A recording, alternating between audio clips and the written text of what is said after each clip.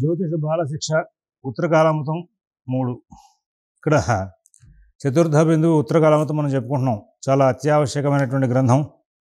ఈ గ్రంథం అందరూ కూడా తప్పనిసరిగా తెలుసుకుంటే అక్కడ జాతక నిరికలో ఆధిపత్యాల రీత్యా వచ్చేటువంటి ఫలితాంశాలు, ఇక్కడ స్థితి రీత్యా వచ్చేటువంటి ఫలితాంశాలను బ్యాలెన్స్ చేసుకుంటూ ముందుకు వెళ్ళొచ్చు అని ఈయన అందులో భాగంగా ఒక మంచి శ్లోకాన్ని ఉదాన్ని ప్రస్తావించాడు. గురు శుక్ర రాహుకేతుల యొక్క విశేషాలని. దేవాధీశ పురోహితస్య సహజ అంత్యాధీశత సంతతం రంధ్రాధీశ్వరతాష్టమ స్థితిరపి స్యాద్ యోగకృద్ధేహినాం షష్ఠస్థశుభకృత్ కవిస్మర జ్ఞానాయ మానస్థితో రాహుర్యోగకరస్తృతీయ నిలయే కేతుస్తు యోగప్రదః అని చెప్పేసి. దేవాధీశ పురోహితస్య, దేవతలకి పురోహితుడు ఎవరు అంటే బృహస్పతి. ఈ బృహస్పతికి అంత్య సహజ ఆధీశత అంటే 3వ ఆధిపత్యం 12వ ఆధిపత్యం ఒక్క మకర లగ్నానికి మాత్రమే వస్తుంది. అట్లాగా 3 ఆధిపత్యాలు వచ్చినప్పటికీ, అంటే మకర లగ్నానికి గురువు వ్యాధిపతి అయినప్పటికీ కూడా తర్వాత మరి రంధ్రాధీశ్వరత అష్టమ స్థితి రవిస్యాత్, అష్టమాధిపత్యం వచ్చి అష్టమంలో ఉన్నప్పటికీ కూడా యోగకృద్ధేహినాం యోగం వేస్తున్నాడయా అని చెప్పుడు వచ్చాడు. షష్ఠస్థ శుభకృత్ కవి 6వ ఇంట్లో రవి యోగిస్తున్నాడు అని చెప్పేసి. స్మర జ్ఞానమానాయ స్థితో రాహుర్యోగకర 7వ ఇంట్లోను 9వ ఇంట్లో 10వ ఇంట్లో 11వ ఇంట్లో ఉన్నటువంటి ఆ రాహు, అలాగే తృతీయ నిలయే కేతుస్తు యోగప్రదః 3వ ఇంట్లో ఉన్నటువంటి కేతువు బాగా యోగిస్తున్నాడు అని చెప్పుకుంటూ వచ్చాడు. ఆ తర్వాత ఈ యొక్క తనుభావం దగ్గర నుంచి కూడా పాపయోగ పాపఫలాలు అనే విషయాన్ని చెప్పుకుంటూ దుస్థానాన్నెగతోరి నీచ గృహగశ్చాస్తంగతో వాపి తద్భయద్భావేష శుభయోగ దృష్టిరహిత క్రూరారియుక్తేక్షిత.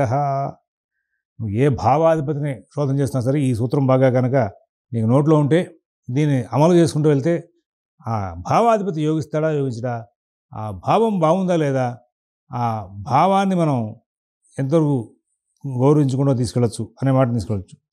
నీచార్యంశ గతఃపరాజయ హతశ్చేత్ పాపభిర్నిద్యుతి తద్భావస్య వినాశనం నిగదితం లగ్నాదిభానాంక్రమాత్ అంటాడు. ఇది చాలా గొప్పదైనటువంటి అంశం.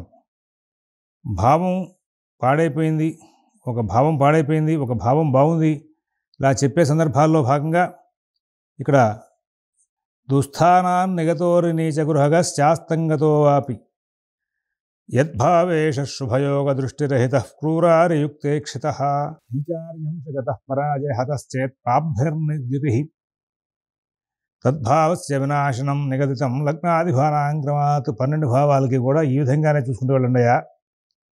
ఈ సూత్రం ప్రకారంగా కనుక మీకు దుర్యోగాలు కనుక కనబడ్డాయంటే కనుక మరి ఆ భావం పాడైనట్టుగా భావం చేయాలి.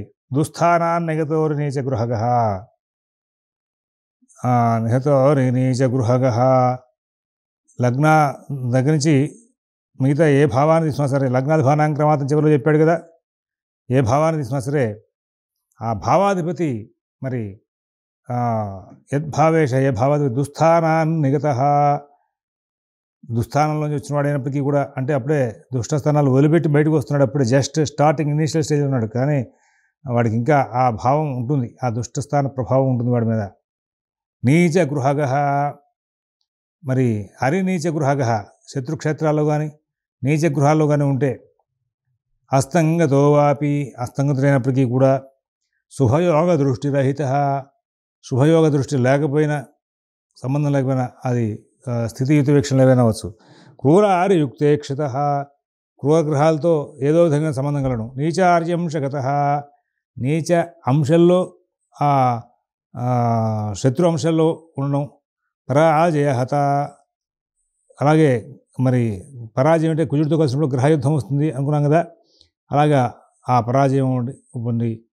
మరి పాపభిర్నిద్యుత, పాపుల చేత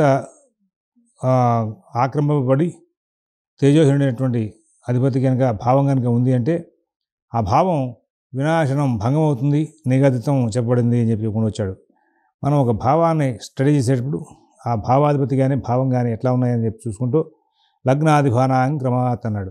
లగ్నాది అన్ని భావాల్లో కూడా యద్భావేష ఏ భావాధిపతి అంటే లగ్న భావాధిపతిని తీసుకుని, ద్వితీయ భావాధిపతిని తీసుకుని, తృతీయ భావాధిపతిని తీసుకుని ఇలాగా ఏ భావం స్టడీ చేస్తున్నామో ఆ భావాన్ని చూసి ఆయన అసలంటూ కాస్త ఏదో పొరపాటున మూర్ఛలు పడిపోయినప్పుడు కానీ, నదిలో పడిపోయినప్పుడు కానీ ఆ వ్యక్తిని బయట తీసుకొచ్చి అసలు వీడికి ఊపిరాడుతుందా అని చెప్పేసి వాడిని కొట్టి ఇక్కడ ఛాతి మీద బాగా కొట్టి వాటికి ఊపిరి వచ్చేది చేస్తారే, అలాంటి టెస్టింగ్ అన్నమాట ఇదంతా కూడా. ఏంటి ఆ భావాధిపతి బలంగా ఉన్నాడా లేదా అంటే ఇన్ని కోణాలు చూస్తేనే, ఈ కోణాల్లో ఏ ఒక్క పాయింట్లో సరే నెగిటివ్గా ఉంటే కనుక పర్లేదు వీడికంటే అసలు ఊపిరి ఉంది, ఎక్కడైనా సరే వీడికి ఏదో ఒక కోణంలో మళ్ళీ రేజే అవకాశం ఉంటుంది అని చెప్పడానికి అవకాశం వస్తుంది. ఆ భావాధిపతి మరి దుస్థానాల్లో వచ్చిన వాడే ఉండాలి. ఎందుకంటే మరి దుస్థానాన్ని అన్నాడు కదా, అలా ఉన్న నీచగృహగ అరినీచగృహ శత్రుక్షేత్రాల్లో కానీ, ఆ తర్వాత అక్కడి నుంచి అరినీచగృహగ మరి శత్రుక్షేత్రాల్లో నీచ క్షేత్రాల్లో ఉండడం కానీ, అస్తంగతుడైనప్పటికీ కూడా మరి శుభయోగ దృష్టి రహిత శుభగ్రహాలతో సంబంధం లేనివాడైనా, అలాగే మరి క్రూరయుక్తేక్షత పాపగ్రహాలతో చూడబడుతున్న నీచార్య అంశగత, నీచ అంశంలో శత్రుగత అంశాలు, నీచ హరి అంశగత, నీచ అంశాల్లోనూ శత్రు అంశాల్లోనూ కనుక ఉన్న పరాజయం అంటే గ్రహయుద్ధంలో ఓడిపోయిన, మరి పాపభిర్నిద్యుత పాపుల చేత సంబంధం కలిగి మొత్తం అతనంతా కూడా తన యొక్క భావ ప్రభావాన్ని కోల్పోయినటువంటి తేజోహీనుడైతే కనుక ఆ భావం వినాశనం అవుతుందయా అని చెప్పాడు. నేను తనుభావాన్ని శోధన చేస్తూ అక్కడ జాతక పారిజాతంలో విశేషాలు చెప్తూ మళ్ళీ ఇక్కడ ఈ అంశాలన్నింటినీ కూడా తీసుకొస్తున్నానంటే అక్కడ ఒక తనుభావం స్టడీ చేసాం. అదే ప్యాటర్న్లో మిగతా 12 భావాలు కూడా వెళ్తాయని చెప్పాను. ఇక్కడ జాతక చంద్రికలో ఉన్నటువంటి సూత్రాల్లో ఆధిపత్యాలని, అలాగే ప్లస్ అడిషనల్గా జాతక చంద్రికలో ఉన్నటువంటి గ్రహాల యొక్క ఆధిపత్యాలని, అలాగే మరి మనం జాతక పారిజాతంలో ఉన్నటువంటి భావ ఫలాధ్యాయంలో ఇంచుమించుగా ఆల్మోస్ట్ ఆల్ భావార్థ రత్నాకరంలో కూడా అలాంటి ఫలితాంశాలు తిరుగుతూ ఉంటాయి.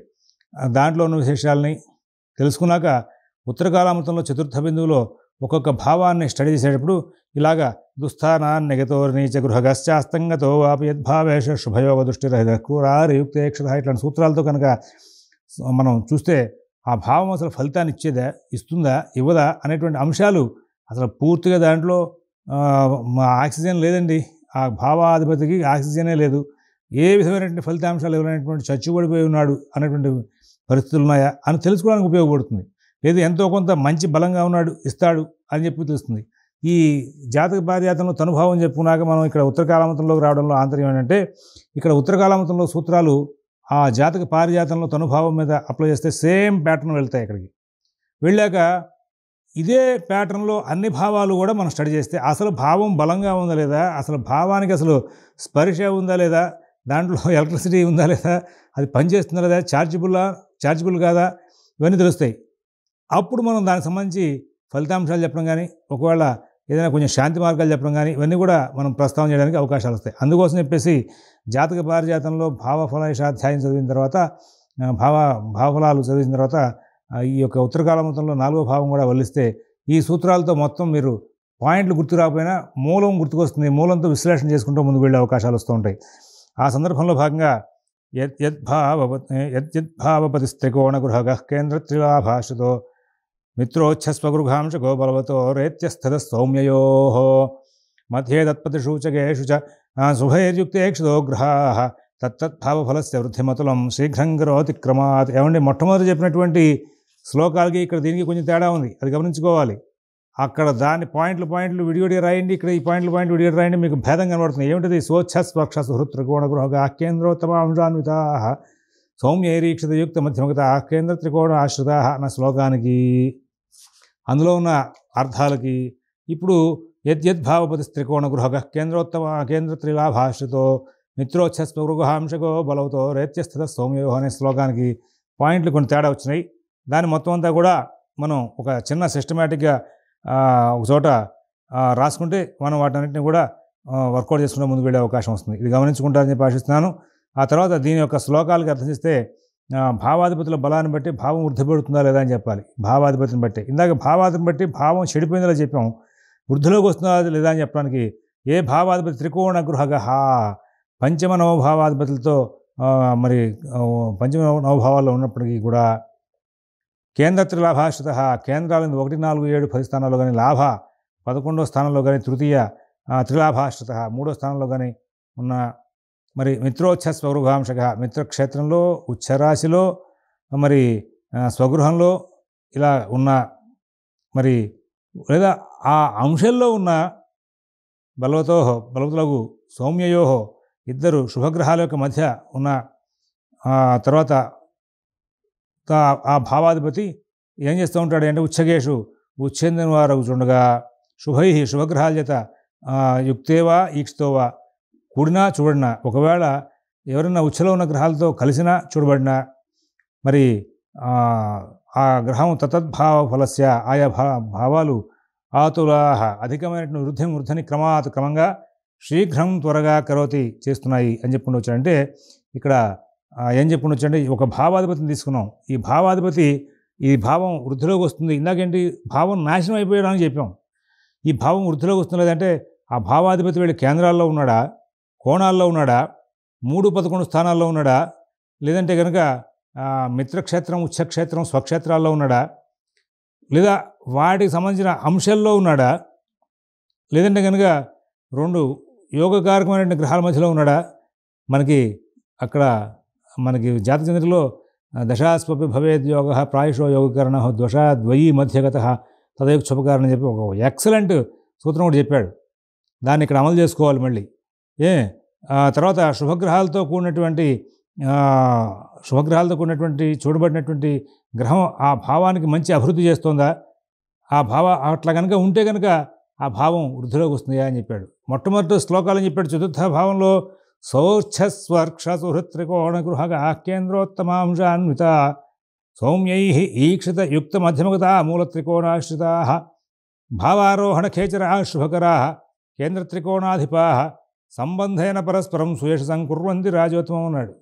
అక్కడ గ్రహం యొక్క ఆధిపత్య స్థితిని బట్టి అది యోగించేది అవయోగాన్నిచేది అని చెప్పుకుంటూ వచ్చేసి ఇలా ఉండగా ఇంకా భావేశ కారకులు కనుక పాపత్వాన్ని కనుక పొందుంటే వచ్చేటువంటి నష్టాలు చెప్పుకుంటూ వచ్చి భావో భావపతిశ్చకారక ఖగస్తే పాప మధ్యస్థితా.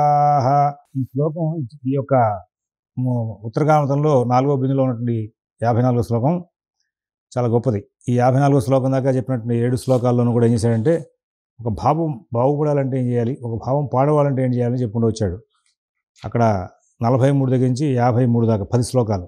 ఈ 54వ శ్లోకంలో భావో భావపతిశ్చకారక ఖగస్తే పాప మధ్యస్థితా జాతచంద్రులో ఆధిపత్యాలు వచ్చాక ఇటు ఈ 10 శ్లోకాలను కనుక ఈ 54వ శ్లోకం 11వ శ్లోకం దాకా కూడా వల్లిస్తే మనకి బృహజ్జాతకంలో ఏ ఫలితం ఎట్లా చెప్పాడు, జాతక పారిజాతంలో ఏ ఫలితాలు ఎట్లా ఇచ్చాడు, ఇవన్నీ కూడా మనం చూడకుండా మరి ఆ పైన వాళ్ళు అందరూ ఊహిస్తున్నట్టుగానే మనోభావాలతోనే కొన్ని ఫలితాలు చెప్పుకుంటూ వెళ్ళిపోవచ్చు. భావో భావపతిశ్చకారక ఖగస్తే పాప మధ్యస్థితా పాపై శక్తిరన్వితాస్య వివలా సౌమ్యైర్వీక్షితా తేషాం భాగ్యసుఖాష్టధై వ్యయగతా పాపాస్తదం షర్క్షపా తద్భావే రిపునీచ మూఢ విజితాశ్చేద్భావ నింవదేత్ అని చెప్పుకుని వచ్చాడు. భావం, భావపతి, కారక గ్రహం ఈ ముగ్గురు కూడా పాప మధ్యస్థితా పాపగ్రహాల మధ్యలో ఉండిపోయారు. మళ్ళీ జాతచంద్రికలు వెళ్ళాలి. జాతచంద్రిక కేవలం ఆధిపత్యాలని సూచించింది అనుకుంటే అవ్వదు. అప్పుడప్పుడు దాంట్లో ఉన్న పాఠాల్లో కొన్ని సూత్రాలు తీసుకొస్తే దశాస్వపి భవేద్ యోగ ప్రాయశో యోగకారణో దశాద్వయీ మధ్యగత తదయుక్షుభకారణం అనే సూత్రం అక్కడక్కడ మనకి మార్గాన్ని సూచిస్తూ ఉంటుంది. ఎందుకంటే ఇప్పుడు 53వ శ్లోకం చెప్పినప్పుడు ఏమని చెప్పుకున్నాం, అక్కడ యద్యద్భావతి త్రికోణ గృహ కేంద్రత్రిలాభాషదో మిత్రోచ్ఛస్వగృహాంశకో బలవతో రేత్యస్థిత సౌమ్యయో మధ్యే తత్పతిషు చగేషు చ శుభై యుక్తేక్షితో వా గ్రహ అనుకున్నావా లేదా? మధ్యే తత్పతిషు చగేషు చ శుభై యుక్తేక్షితో వా గ్రహ. అలాగే 52వ శ్లోకంలో మరి దాన్ని చెప్పుకుంటూ వచ్చేసాడు. అక్కడ ఏమని చెప్పాడు, దుస్థానాన్ని గతోర్నీచ గృహగశ్చాస్తంగతో వాపి యద్భావేష శుభయోగ దృష్టిరహిత క్రూరార్యుక్తేక్షత నీచార్యంశగత పరాజయ హతశ్చేత్ పాపభిర్నిద్యుతి అలా మొత్తం అంతా పాపగ్రహాలతో సంబంధం లేకపోవడాలు, శుభగ్రహాలు దాంతో భావాలు పాడవుతాయి, పాపగ్రహాలతో సంబంధం లేకపోతే గ్రహాలు బాగుపడతాయి. ఇలాగ మొత్తం అంతా చెప్పుకుంటూ వచ్చాడు. అలాగే 2 ఉపయోగపడేటువంటి గ్రహాల మధ్యలో ఉన్నటువంటి గ్రహం కూడా ఉపయోగపడుతుంది అనేది ఆ జాతకేంద్రిలో శ్లోకమే ఇక్కడ మిగతా గ్రంథాల్లో కూడా అక్కడక్కడ అన్వయం చేసుకుని వచ్చాడు. ఇక్కడ కూడా భావో భావపతిశ్చ కారక ఖగస్తే పాప మధ్య స్థితా. ఒక పెళ్లి గురించి స్టడీ చేయాలి, సప్తమ భావం స్టడీ చేయాలి, శుక్రుని స్టడీ చేయాలి. ఒక మాతృస్థానం స్టడీ చేయాలి, చతుర్థ భావం స్టడీ చేయాలి, చంద్రుని స్టడీ చేయాలి.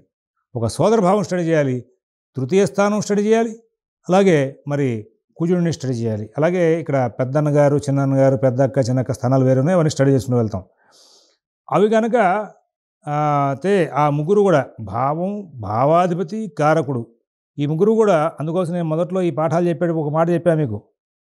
మనం కూడా సిగ్నిఫికేటర్స్ వేసుకుంటే తేలిగ్గా పని అవుతుంది. సిగ్నిఫికేటర్స్ మనం కూడా వేసుకోవాలి. ఏం చెప్పాడు ఇక్కడ? భావం, భావాధిపతి, కారకుడు. ఆగా ఆ ముగ్గురు కూడా పాప మధ్యస్థితా, పాపగ్రహాల మధ్యలో కనుక ఉంటే అని చెప్పుకుంటూ వచ్చాడు. శక్తిభి పాపై, ఆ బలవంతులైన పాపులు, ఆ పాపులతో కనుక అన్వితాశ్చ, కూడిన వాళ్ళైతే కనుక విబలాహ, వీళ్ళు కనుక బలహీనులైతే కనుక, ఎవరు? భావం, భావాధిపతి, కారకుడు ముగ్గురు కూడా. సౌమ్యై అయుగ్వీక్షితా, శుభగ్రహాలతో చూడబడట్లా, పాపగ్రహాలతో కలిసి ఉన్నారు, పాపగ్రహాలు బలవంతంగా ఉన్నారు, పాపగ్రహాల మధ్యలో పడ్డారు. మరి అలాంటి సందర్భం వచ్చినప్పుడు ఏమిటి అంటే ఆ భావాధిపతి, కారకులు భాగ్యశుభాషీ వ్యయగతా 9, 4, 8, 5, 12 స్థానాలు ఉన్నవారును పాపులైనప్పటికీ కూడా దంశక్షపా, పూర్వోక్త ఇందా చెప్పినటువంటి ఏ భావాలు అయితే ఉన్నాయో ఆ భావాధిపతుల యొక్క కారకులు సంబంధమైనటువంటి నవాంశాధిపతులు వాళ్ళు కూడా ఈ యొక్క 3 రకాలైన స్థితియుతి వీక్షణలతో కూడుకుని రిపునైచ మూఢ విజితాశ్చేత్, శత్రునైచ అస్తంగత్వ భావాలతో కనుక ఉంటే భావహానిం వదేత్. ఇలాగా ఆ యొక్క అంశాలు, ఆ యొక్క రాసులు, వాటి యొక్క భావం, భావ అధిపతి, భావకారకుడు వీళ్ళందరూ కూడా రాశిలోను నవాంశంలో కూడా పాపగ్రహాలతో కలవడం, పాపగ్రహాల యొక్క బలం ఎక్కువగా ఉండడం, వీళ్ళకేమో బలం తక్కువగా ఉండడం, ఇట్లాంటి సందర్భాలు కనుక వస్తే మొత్తం మీద ఆ భావం పాడైపోయే అవకాశాలు ఎక్కువగా కనబడుతున్నాయా, దాని మూలంగా భావం పాడడంతో ఏం ఉపయోగం లేదు అనేటువంటి అంశాలని ఇక్కడ ప్రస్తావన చేసుకుంటూ వచ్చాడు. ఇక్కడ తర్వాత ఇంకొక మంచి శ్లోకాలని, కొన్ని అంశాలని ఇక్కడ ప్రస్తావన చేశాడు. వాడిని స్వర్క్షోచ్చాది సుహృత్ త్రికోణ సహితే రాష్యంశ వర్గోత్తమే. మనం సహజంగా జాతకాలు చెప్పాడు మరి వర్గోత్తమాల్లో ఉన్నారని అంటూ ఉంటాం. దాని యొక్క ప్రభావాలు వీటన్నింటినీ కూడా ఈ ఉత్తరకాలవంతంలో తర్వాత చెప్పుకుంటూ వచ్చాడు. వీటన్నింటినీ కూడా మరొక అంశంలో ఇంకొక పాఠంలో మనం చెప్పుకుంటూ వెళ్దాం. స్వస్తి.